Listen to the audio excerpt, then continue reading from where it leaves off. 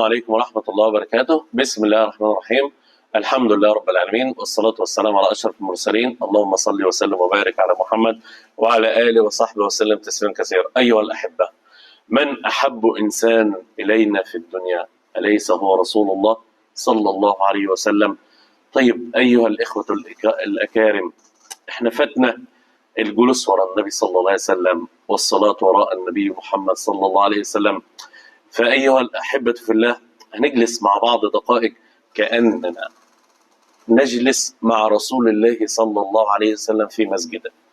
نيجي كده كأن نتصور كده نحن الآن جالسين مع أبي بكر وعمر وعثمان وعلي وبلال ومعاذ بن جبل، والنبي صلى الله عليه وسلم هو الإمام.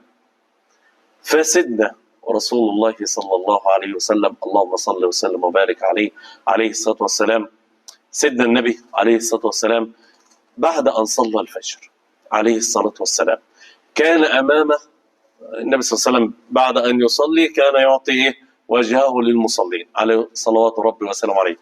فقال لبلال رضي الله عنه وأرضاه في الحديث الذي رواه الإمام البخاري ومسلم، قال الإمام البخاري رحمه الله تعالى: حدثنا إسحاق بن نصر. احنا يا جماعة نذكر سند الحديث، شوف بيننا وبين النبي صلى الله عليه وسلم، يعني نحن والله نحب الإمام البخاري ونحب إسحاق بن نصر، ماشي. وشيخ إسحاق بن نصر قال حدثنا أبو حيان، قال أبو حيان عن أبي زرعة رضي الله عنه وأرضاه عن أبي هريرة عن النبي صلى الله عليه وسلم. ليه بذكر السند يا جماعة؟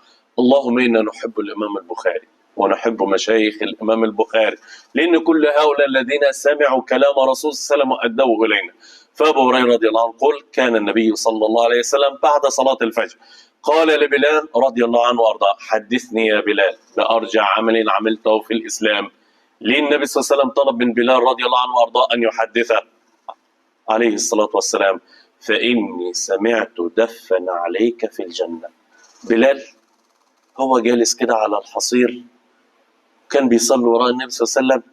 النبي صلى الله عليه وسلم قال: يا بلال أنت في البارحة رأيتك في الجنة عليه الصلاة والسلام، ده أنت قدامي كمان وسمعت دفع حركة النعل بتاعك في الجنة يا بلال. تخيل كده الجنة أيها الإخوة الأكارم. النبي صلى الله عليه وسلم قال: التراب بتاع الجنة المسك، يعني كل التراب بتاع الجنة كده المسك صلى الله عليه وسلم. اللهم إنا نسألك الجنة، ولا تطيب الجنة والله إلا بالقرب من النبي محمد صلى الله عليه وسلم. فالنبي صلى الله عليه وسلم يقول لبلال رضي الله عنه وأرضاه: يا بلال حدثني بأرجع عمل عملته في الإسلام، فإني سمعت دفن